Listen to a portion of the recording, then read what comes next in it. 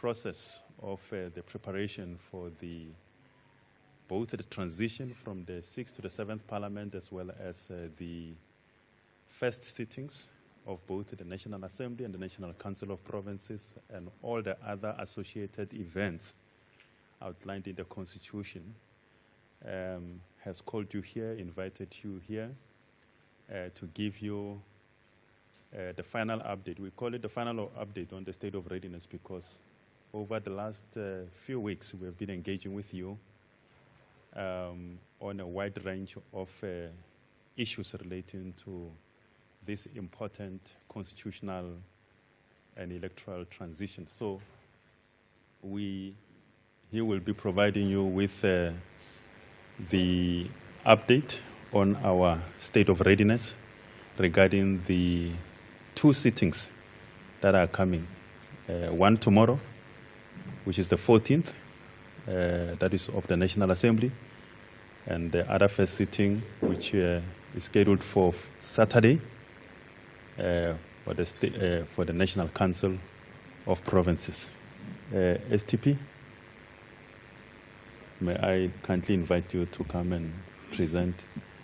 But as you are coming, to also introduce the other colleagues that accompany the STP, the Secretary to the National Assembly, Mr. Masubule Kaso, and the Secretary to the National Council of Provinces, Advocate Mudibedi Pindela.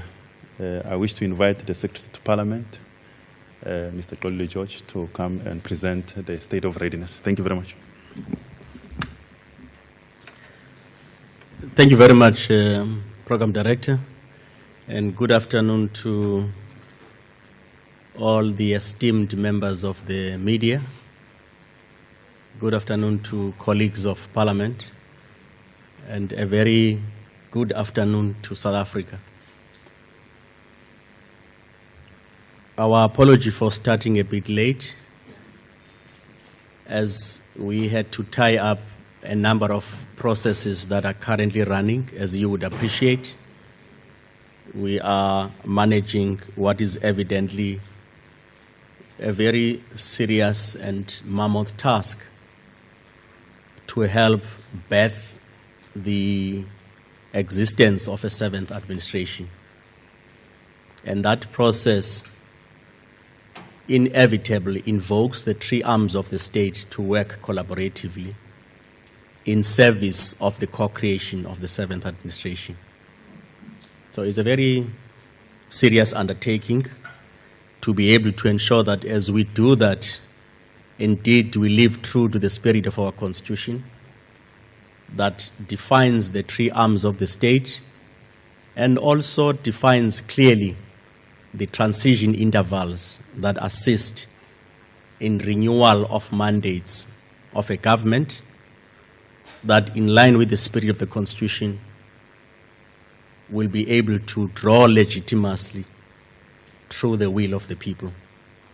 And that will of the people has just been clearly expressed on the 29th of May, 2024, to mandate new public representatives that must represent South Africans, 62 million people, to be represented by 400 members of the National Assembly and 90 members of the National Council of Provinces. And true again to the testament of our Constitution, when you look at the preamble of our Constitution, it reflects a very telling statement about what core creativeness of building a country draws its energy from. It says, through this Constitution, we the people,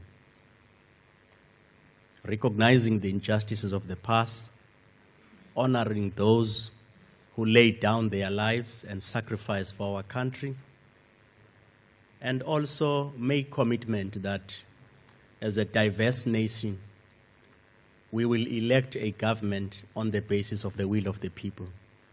And we do so through the directly elected members by the people, to represent our aspiration, address the injustice of the panels, free the potential of every South African to make sure that as a country we are able to count ourselves amongst the nations of the world. And that's the moment we are in today, to be able to witness and usher in that 7th administration. Indeed, today marks a significant moment in our nation's democratic journey as we stand on the cusp of the inauguration of the 7th term of the Democratic Parliament. The first sittings of the National Assembly in the National Council of Provinces represents not only the establishment of this new parliamentary term, but also the institutionalization and the expression of the electoral will of the people. Over the past months, the administration of Parliament has undertaken extensive preparatory work to ensure a seamless transition from the 6th term to the 7th term of Parliament. This has been a pivotal moment for us as a nation, involving a delicate constitutional process that has not been without its challenges. Working collaboratively with the executive and the judiciary, we have surmounted these challenges to ensure the success of these important inaugural sittings of the two houses of Parliament. This collective effort underscores our commitment to upholding the democratic principles that underpin our Constitution and to ensuring that the will of the people is effectively translated into action. With each step in this constitutional process, from the elections, the declaration of results, the designation of elected members by the IEC, right up to the handover of the list of the new members by the Chief Justice of the Republic of South Africa, to us as Parliament, marks not only the important transition to enable the setting of the administration, but deliver us right where we are now, at the cusp of yet another critical milestone in the history of our constitutional democracy. This diligent adherence to our constitutional framework ensures the legitimacy and integrity of our parliamentary system, paving the way for the new term that reflects the electoral will of the people. Ladies and gentlemen, allow me to reflect on the dates that you are eagerly awaiting and what will happen on those dates. The dates of the first sittings have now been set by the Chief Justice of the Republic.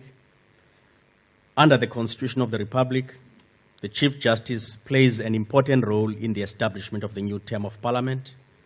It is the Chief Justice's responsibility to determine the dates for the first sitting and also set the dates for provincial sittings and to preside over these sittings with the support of the rest of the judicial arm across provinces.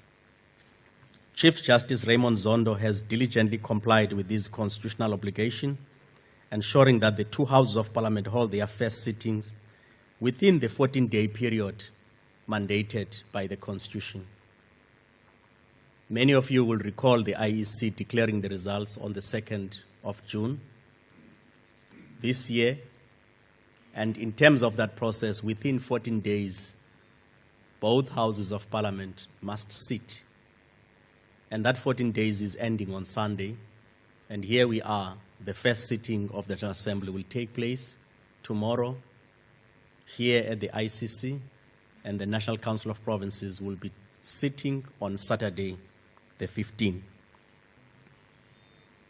CTIC-CC has now been declared as a precinct of Parliament. That is done in terms of the Powers and Privileges Act of Parliament of 2004, where it determines the seat of Parliament and also empowers the institution to define any place that it sits, to declare such a place as part of the precinct of Parliament. As you know, we have had a difficult situation in 2022 where Parliament has been engulfed with a fire that destroyed the National Assembly, both the old and the new wings of the Assembly.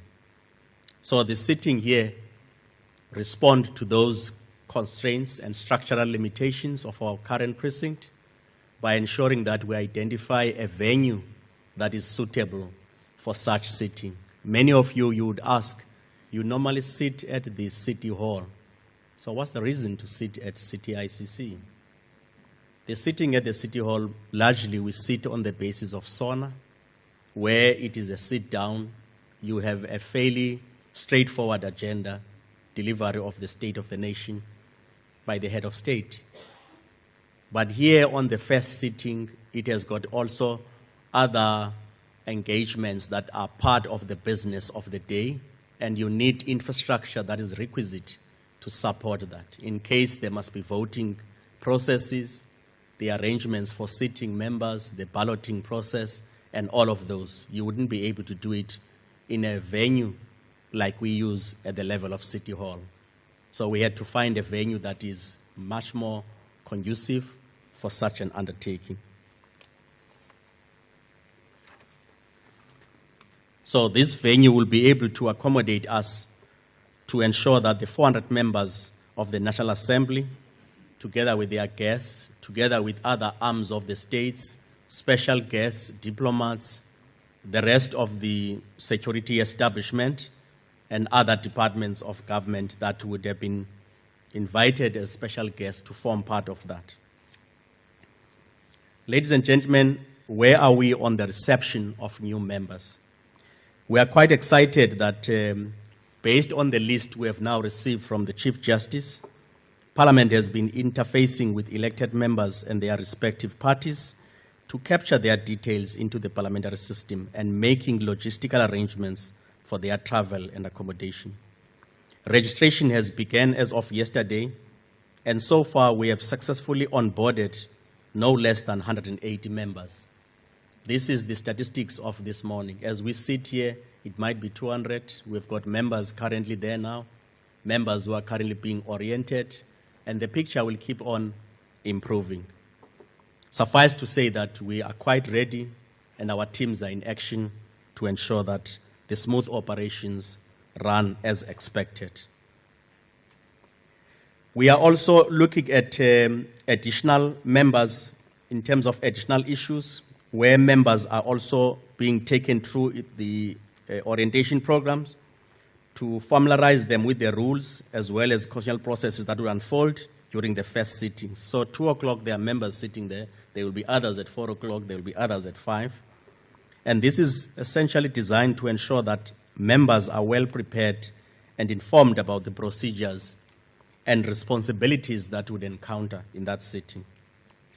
We have also, as part of logistics setup, established a help desk to ensure that members will be assisted with their guests on any inquiry, including such matters as toll-free numbers, emails, and any other issues in our various help desks, including presence of our staff in various airports entry points of the Republic.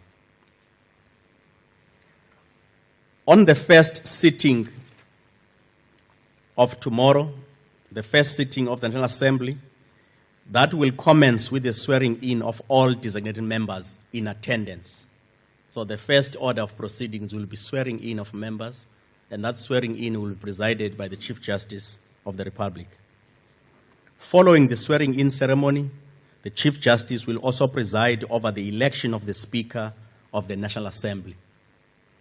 Once elected, the newly appointed Speaker will take over the proceedings and preside over the election of the Deputy Speaker. These elections are crucial for the proper constitution of the National Assembly, as they ensure that the leadership structure is in place to guide the House functions and related duties of the day. So after swearing in, call for nominations for the candidates who would stand for position of the Speaker, and presiding over that, and also managing the process that is allowed in terms of the Schedule 3 of the Constitution, in terms of the process that ensues in the election. Should you have more than one member, there's a process that is already prescribed.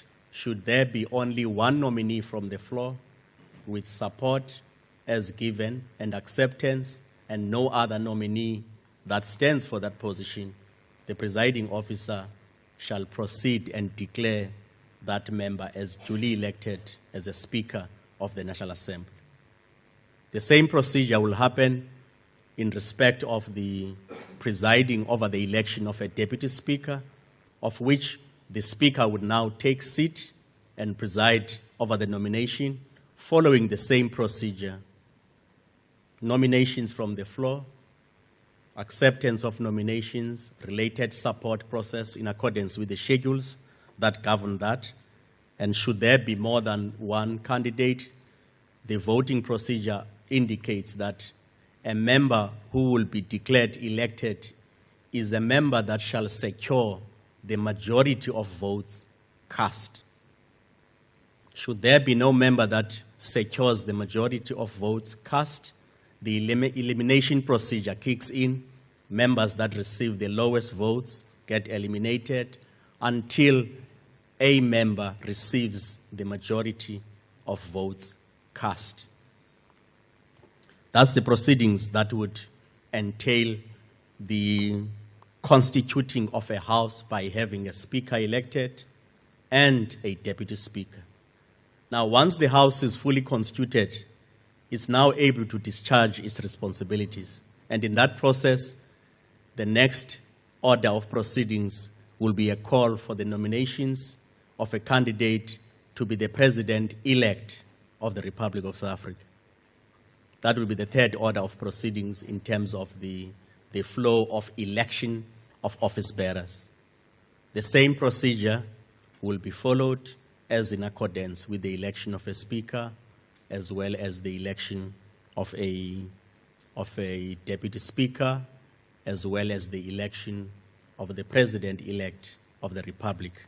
That all would also be presided over by the Chief Justice, because other members will also be present to be able to form part in the voting process. So the Chief Justice will then assume the seat to preside over the election of the President-elect of the Republic.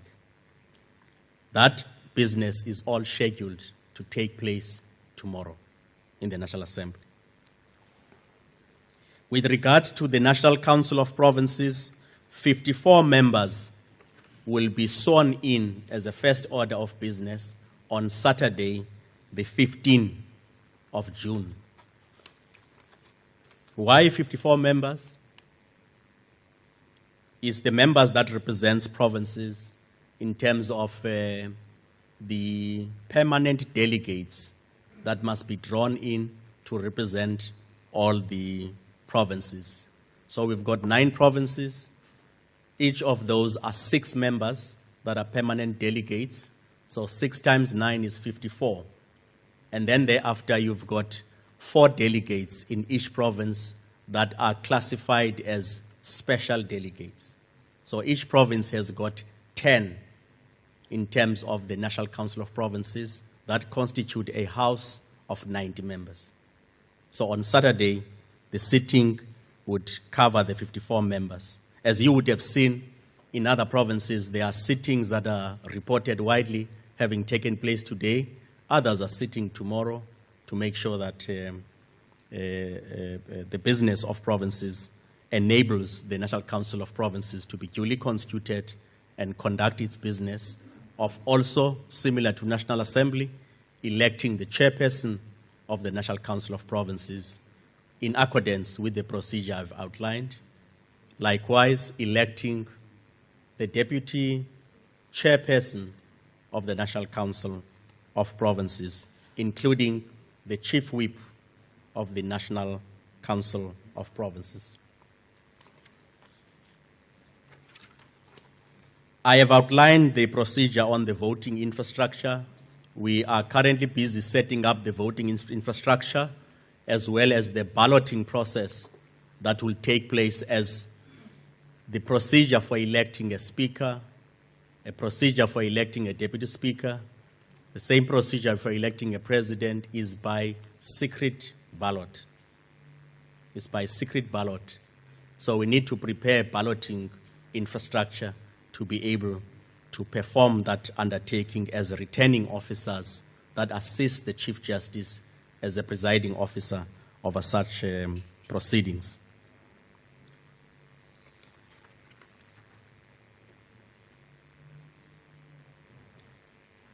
What are the new features of the first sitting? A new feature of the first sitting of the National Assembly and the National Council of Provinces will be the performance of the national anthem by the full complement of the official parliamentary choir that consists of 30 choristers. And we're excited that we bring them back after being demobilized by COVID-19, people working at home in different areas.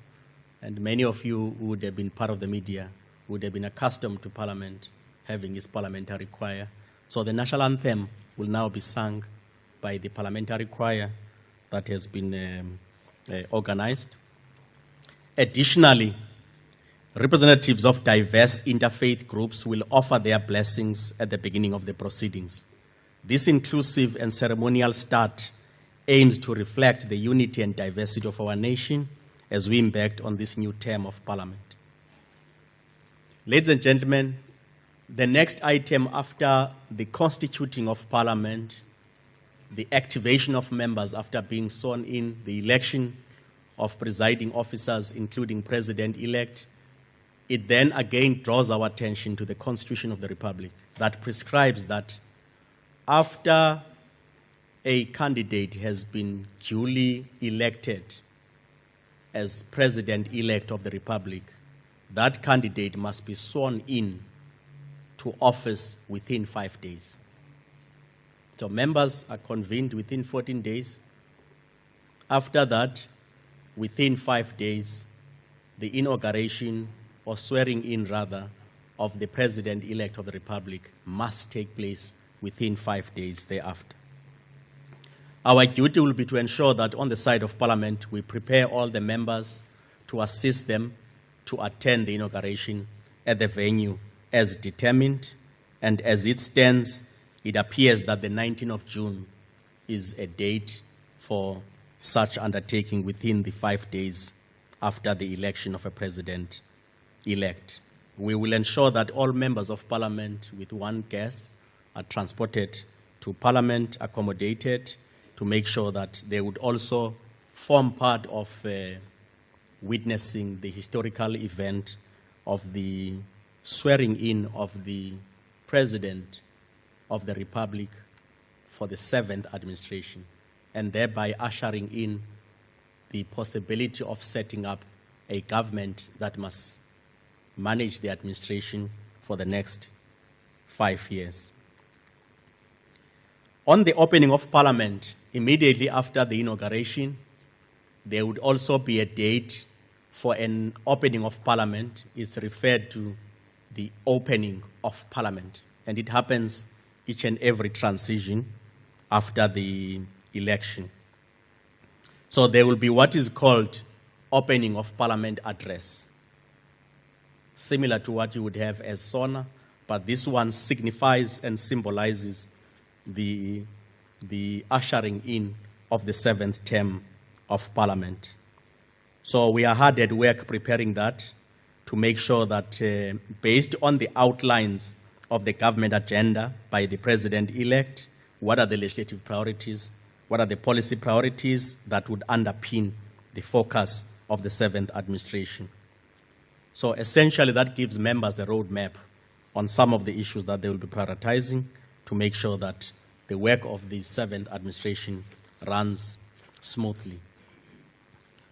So all arrangements are currently being undertaken to make sure that the opening of Parliament address is in full swing, awaiting the determination of a date that will be set by the President of the Republic. Induction of program of members in terms of the work of Parliament, the parliamentary rules, the Constitution, and all the matters that pertain to orientating members.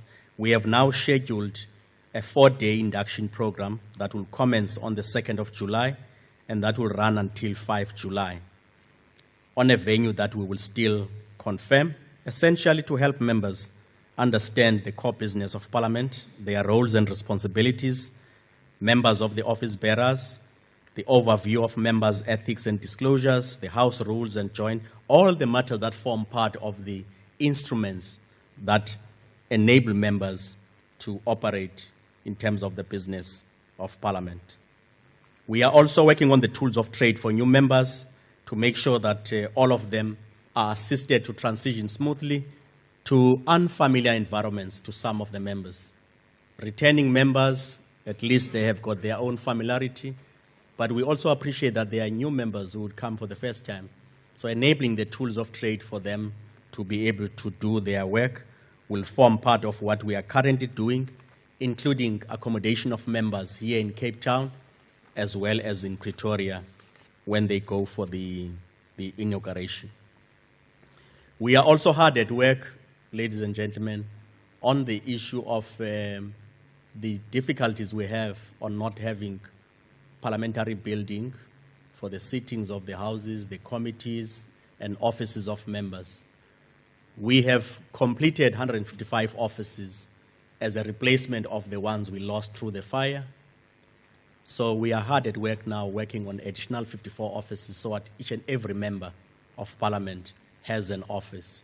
We envisage that we'll be able to complete that over the next 4 months to make sure that the additional 54 offices are also completed.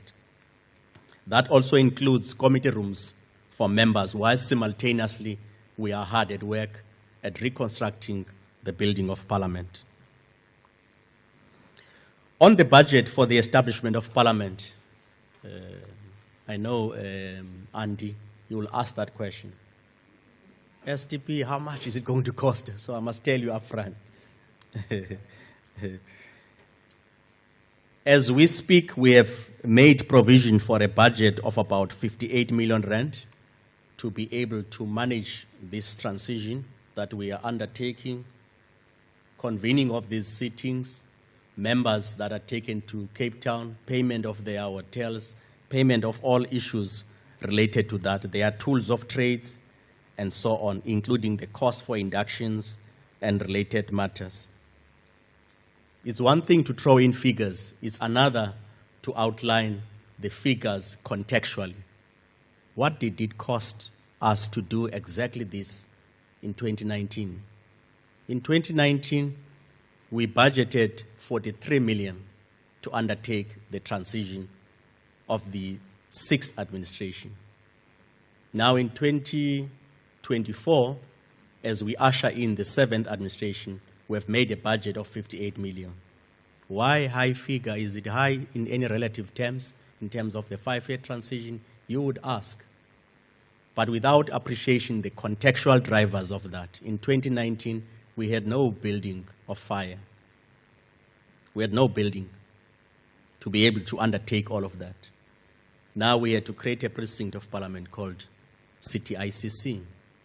The cost of this venue, the number of days that you have to secure the building, right up until the 3 days after, would also contribute to that difference of 43 and 58 million.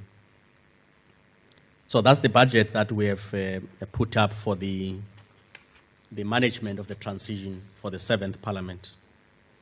I would like to conclude, Program Director, by indicating to South Africans that Parliament of the Republic of South Africa stands ready to usher in the 7th administration to make sure that it navigates the birthing of the new administration that would lead Parliament of South Africa.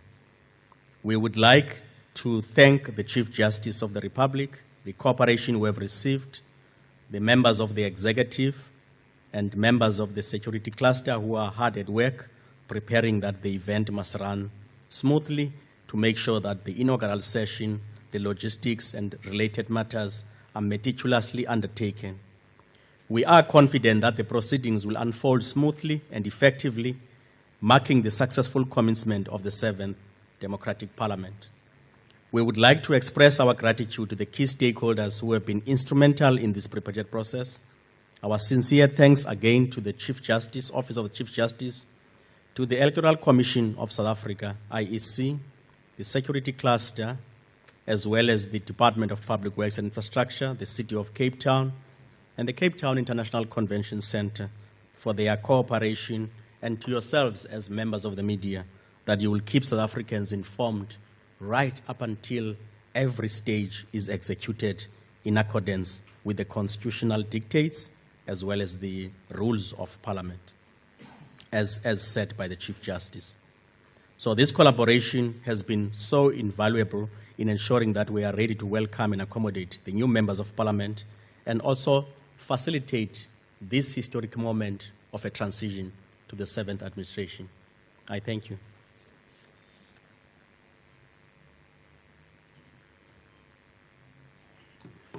Thank you very much, Secretary to Parliament.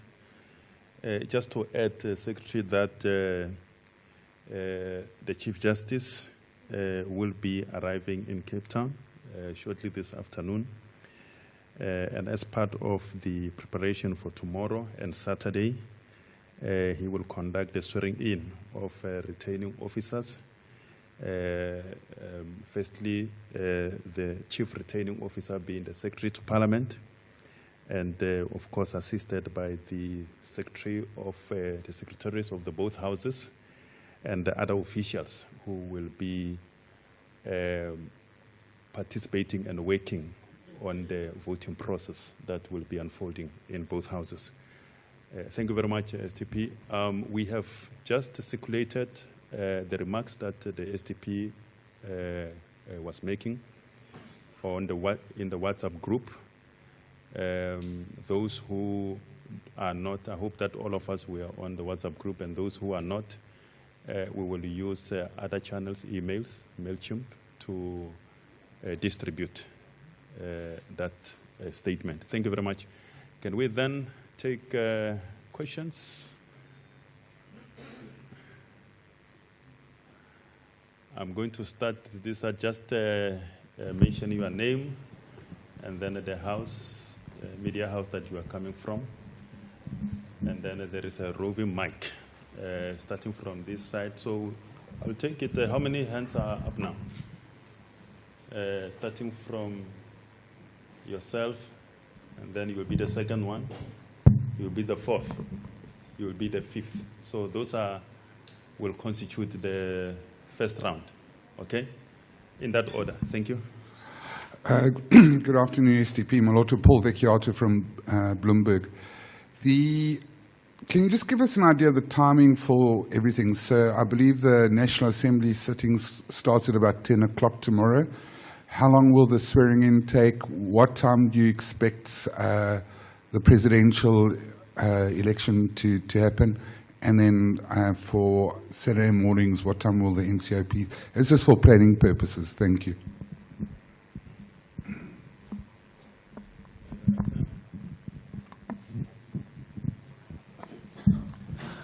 STP, my name is Bulelane from SABC. Just for clarity, what is the quorum for tomorrow's sitting, and what will happen to members who do not come for the swearing-in? Thanks. My question was something similar, but also wanted to ask if those members who do not attend tomorrow, who do perhaps miss their swearing-in, will they still be considered to be members of Parliament, and would there be provisions for them to do their swearing-in ceremony later, or to do it by alternative means? I'm sorry, Lady 76. Thank you. And number 4. Yes, thank you, SCP. Linda Ensel from Business Day.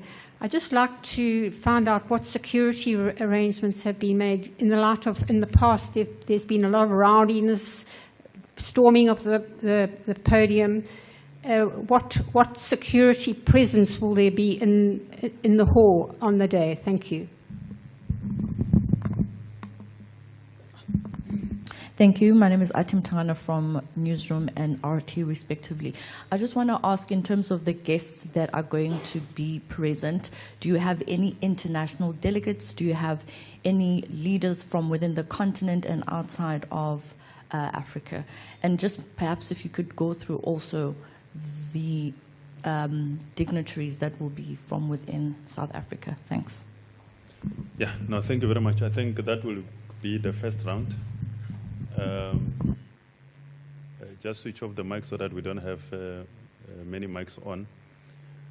Like I said, the Secretary to Parliament wears many caps in terms of this constitutional procedure that we'll be following in the two houses. And one of those chief caps that he's wearing is a chief returning officer. So I will allow him to come and deal with the questions, and the other questions that maybe he will not be able to deal with, he will refer them to the secretaries of the houses. STP?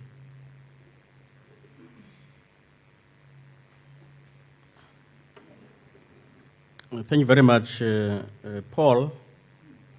How long will it take to conclude the business of tomorrow, and in particular the timelines for the election of the President-elect of the Republic?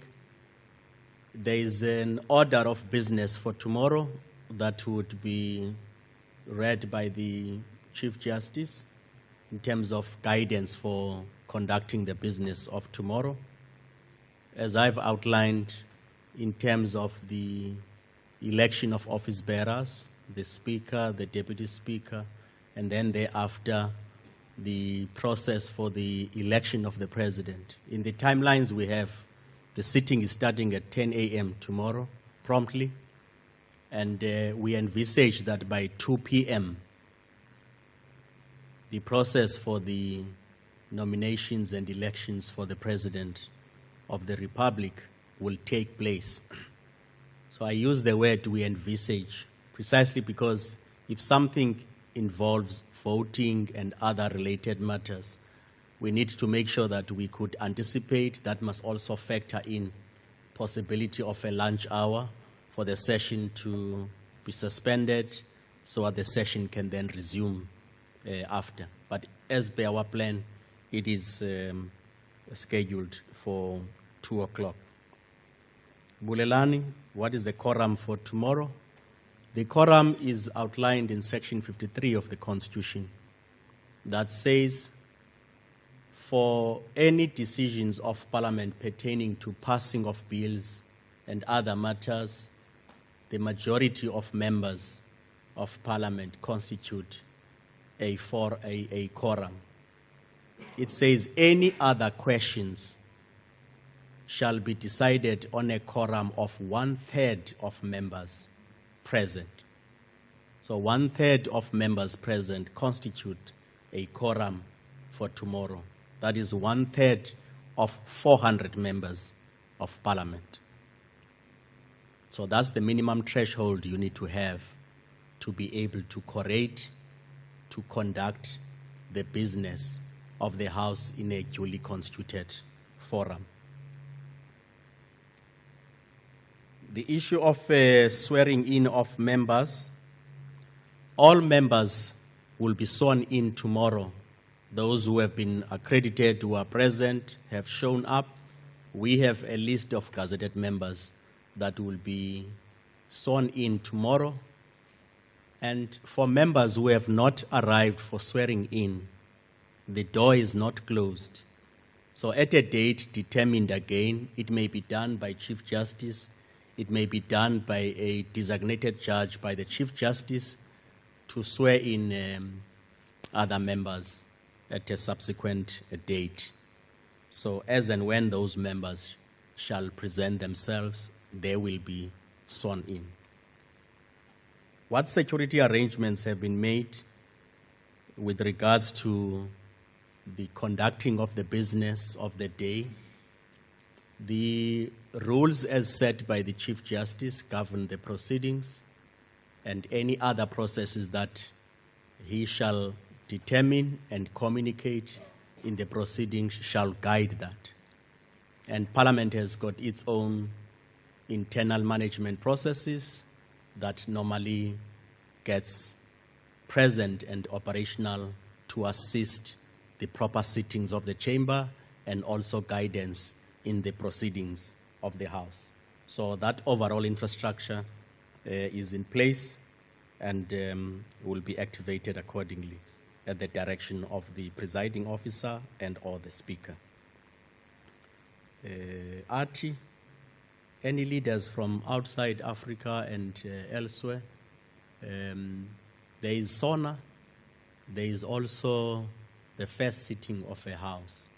And we usually don't extend to many esteemed foreign dignitaries on these events, except people who would be designated guests to be able to attend that, be they come from the other arms of the state, be they come from various institutions, organs of state, and so on. So I am not sure of a foreign legend of dignitaries coming, but my colleagues, if as we update the schedules of confirmation, should that be part of any of our colleagues, will confirm that development. Thank you very much.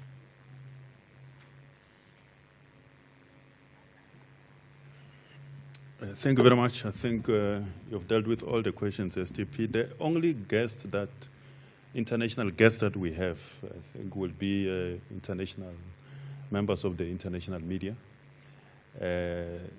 We have got local guests who are members of the media who will be operating here. We've got a guest of the new members of parliament. We've got also the representatives of stakeholders that we've been working with in terms of the facilitation of these two important sittings. I think we'll get the next round and probably the last. So if you can use this opportunity and take advantage of it, because it might not come again. I will give priority to those who have not asked, and then I will give others who want second take. You will be the first, and then you will be the second. You will be the fourth. Why is Kaya FM standing this side? You want to make your presence felt. You are welcome. And then, where's the other hand? Are you the third or the fourth? No, I can only make such a determination whether you are the last or not. But I think you are the fourth. The fifth hand? Okay. Yeah, in that order. Secretary George, Wendell from Reuters, could you just give us a sense of how the voting will unfold practically? If there's more than one sort of candidate eligible who will be voted on, let's say if it's for the Speaker, for the President, for the Deputy Speaker, does the Chief Justice read out the votes, or does he just announce the winner? Does he, for example, say, you know, the winner is X and he's got Y amount of votes, and second place got X amount of votes? Will it be done like that? Thank you. Okay, the second hand.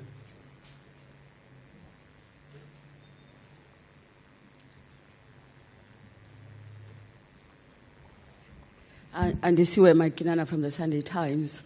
I would like to confirm whether Parliament did indeed cancel arrangements for MK party MPs, or is that door still open for them to still travel and be accommodated in Cape Town? I would also like to find out, why is the NCOP sitting here when that chamber has not been affected by a fire, as far as I know? Thanks. Okay. The fourth one. Yes.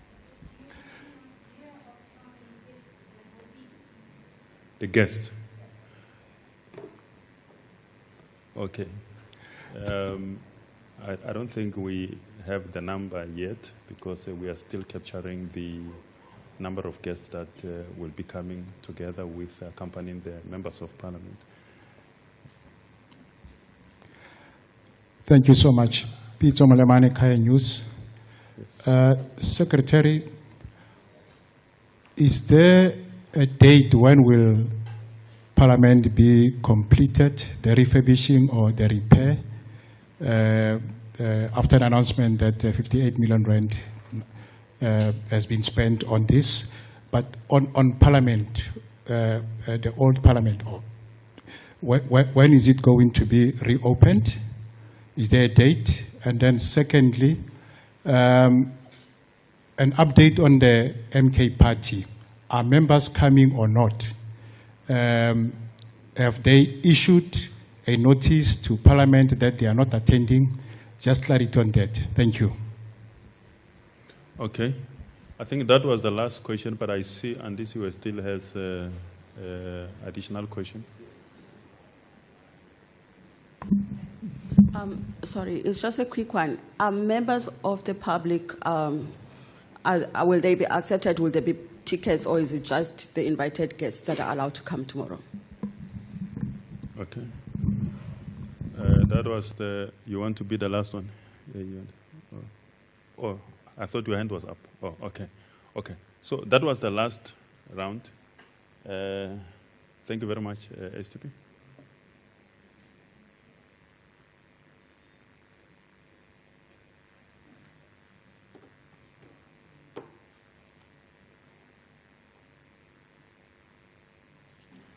So thank you very much. I would share the responses with Mr. Kaso, and Advocate Pindela will respond on the issue of NCOP, save to reinforce the distinction on ordinary sittings in a house that is conducive for such sitting versus the event that would be unfolding today and tomorrow.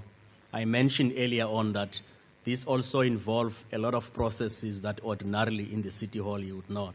And if you look at NCOP, what its size is, the voting processes, that must also, you also need to look at that reality in terms of the conduciveness.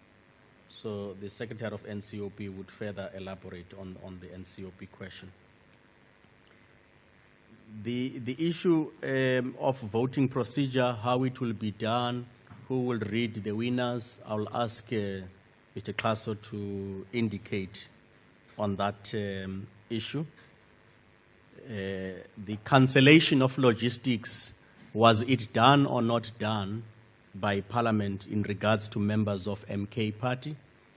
Indeed, Parliament communicated on the 7th of May to members where we received correspondence from the party that says we are not attending the event for reasons that they have advanced.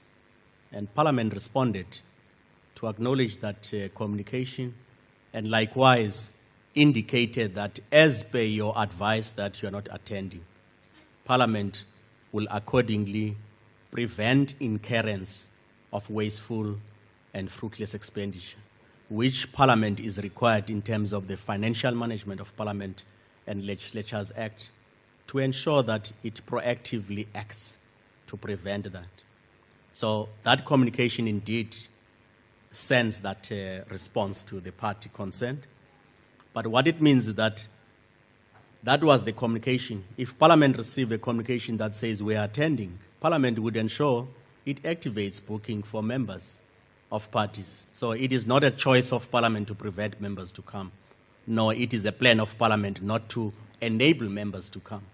So on correspondence that advises Parliament communication, we are attending, Parliament will activate respective members to be able to attend, taking into account all logistical implications. So we are keen to receive all members by today to make sure that tomorrow proceedings run smoothly. We're not running up and down before the proceedings at 10. So we would encourage all parties to be able to be present in line with the list that must be sworn in by tomorrow to constitute properly all proceedings. How many guests will be coming? Like we said, we will be able to see guests as they come, but this is distinct from SONA, where you will have invitations of former heads of state and all of those. This is the first sitting of the House. both houses, rather. Then there will be requests by guests. We may not have that stats now to say how many guests. What we do know is that for purposes of members of parliament, in line with the formula that allocates for parties, there is expectation that they will bring guests. So we have allocated 50 guests that will be distributed proportionally to political parties to be able to have their guests as members of parliament. Is there a date for the completion of Parliament building? If there's one thing that Parliament has done is to regularly communicate and update members of the media on the timelines involved on the refurbishment of Parliament, the timelines involved on the rebuilding of the gutted buildings of Parliament. So we have been outlining that. We envisage that by 2026, by April, we would have concluded the reconstruction of a completed new building of Parliament. We have recently outlined the design models for the building, and there's work currently taking place in terms of the demolition, which we announced a contractor in May, at the first week of May, to start the demolition part. So that work will be completed as we envisage by September, so that a new contractor can then be announced to be able to undertake the work that it must assume its work by early January next year, the actual reconstruction process of the new building. So we shall keep you updated all the time around this matter. The issue on the update of MK tickets, I have covered the logistical issue. Should there be any other matter, my colleagues will respond, and I will invite Mr. Kaso to deal with the voting.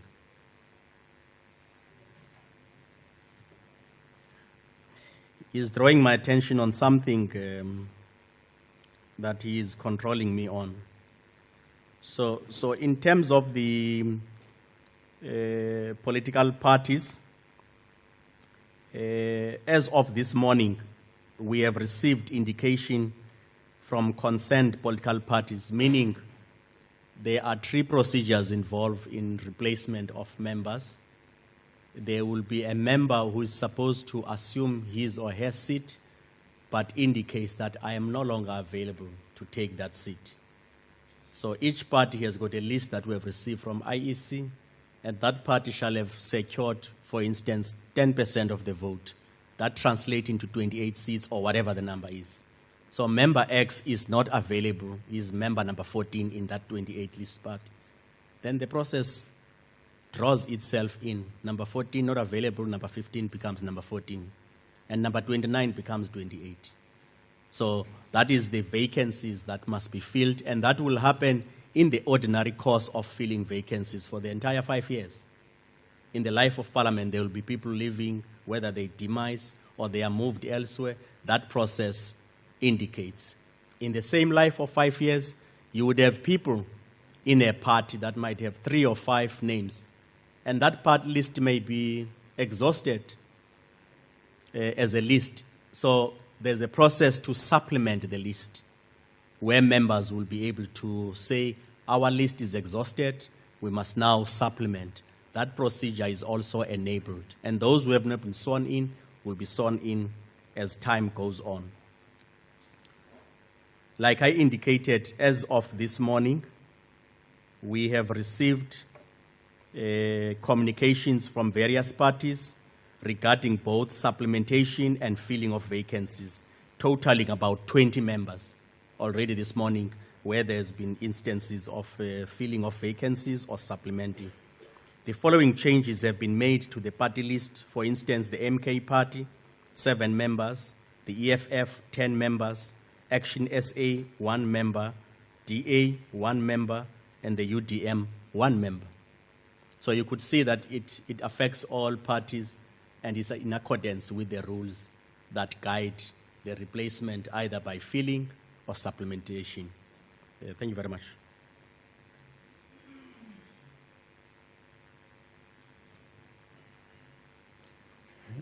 Mr. Glasso said that I must adjust the microphone downward. So because we don't want to be discriminatory against the vertically challenged. Just keep pushing it down. All right, regarding voting, firstly, I think we should indicate that the rules applicable are the rules of the Chief Justice tomorrow. That is for the swearing in of the members, should be the first item, and the election of office bearers. That will be the Speaker, Deputy Speaker, and the President. So once members are sworn in, which we think will be taken in groups of 10 to the extent possible, we will then proceed to the election of office bearers, starting with the Speaker. So the procedure is as follows. There will be nominations. So there will be someone that nominates, and that nomination must be seconded. And the nominated person must accept the nomination, must be completed properly. And of course, Chief Justice must satisfy himself that it's been completed correctly. If there is no contestation, obviously the person nominated is declared elected. But if there is contestation, we will then break for voting. Why do we break? It's because we must print the ballot papers. You can't print the ballot papers before you get people nominated. So ballot papers are only printed once you get the nominated individuals. It's going to take us about 45 minutes to print the ballot papers. And the voting itself, I think combined the printing of the ballot papers and the actual voting should be about 2.5 hours. We hope it won't be beyond that. And of course, that will be overseen by the Chief Justice. We have ballot booths ready, ballot boxes ready. Once that is done, we then remove all the voting material, well, the ballot papers in the ballot boxes, to a counting room. The counting, of course, which will involve the returning officer, but again, presided over by the Chief Justice. So Chief Justice will be present there as we count the votes as the returning officers. Come back, once that process is completed, the Chief Justice then announces the outcome in specific terms. So, so many people voted, so many votes were spoiled, and candidate so-and-so got 100 votes, candidate so-and-so got 50 votes. The issue of elimination has been explained, so I won't go back there. Yeah, so that is the procedure in terms of voting, and I think that answers the question. Of course, the person who obtains the majority of the votes cast is the person that is elected. So, of course, the vote cast will be valid votes. That will not include the spoiled votes. That's it. Thank you.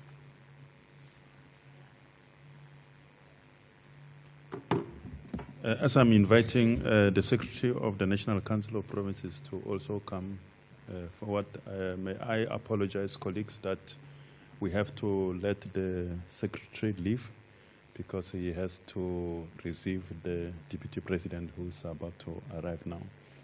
So if we can allow him to take leave, as I invite the Secretary of the National Council of Provinces to come forward.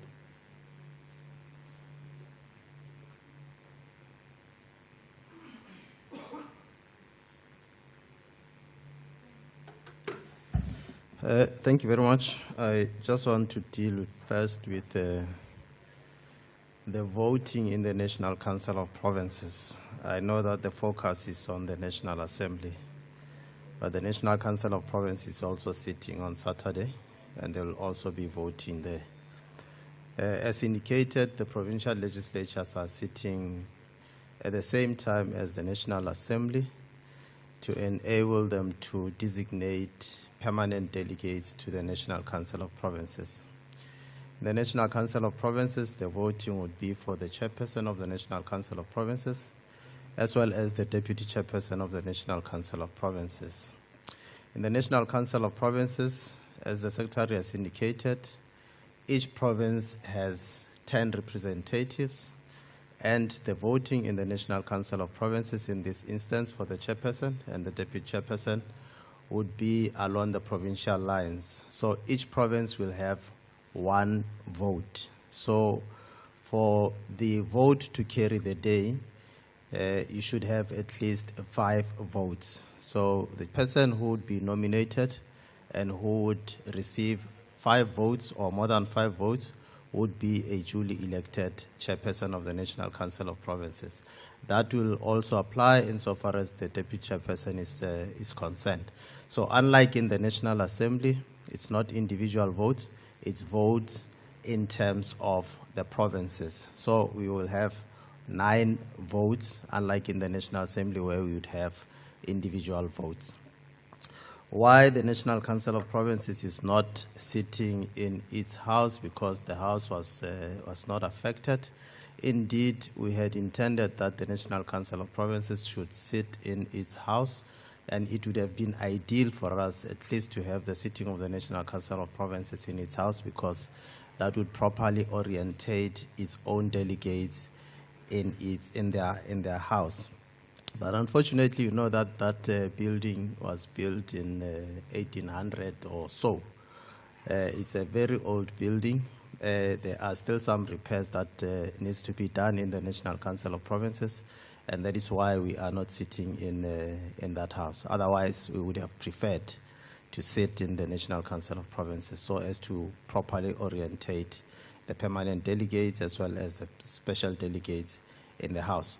And in addition to the 90 representatives from the provinces, just for the sake of completeness, we also have 10 representatives of organized local government. Those 10 representatives of organized local government can participate in the proceedings of the National Council of Provinces, can ask questions, but they do not have the right to vote, precisely because they belong to municipal councils.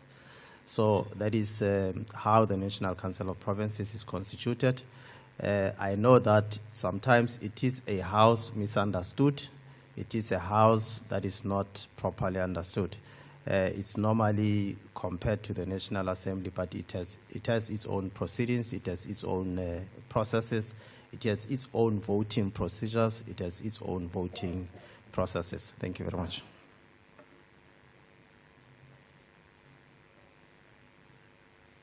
Yeah. No, thank you very much, Advocate Pindela. I thought that we agreed that we are closing. Is there some agent question that has since? I think the STP dealt with that one. The attendance of the members of the public. Yeah. Because the SCP said that the one that we normally reserve for the members of the public is the State of the Nation address and others.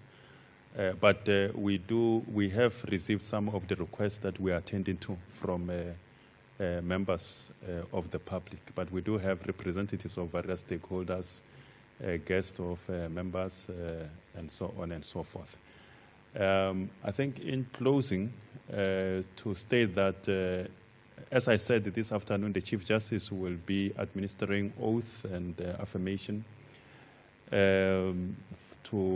for the returning officers who will be acting as electoral officers for the voting in both the National Assembly and the National Council of Provinces. It's a very important occasion, but we will have only space for photographers and TV cameras for that, and we'll inform you, for those who are interested, on the WhatsApp group and the other platforms. so that you can capture that as it happens.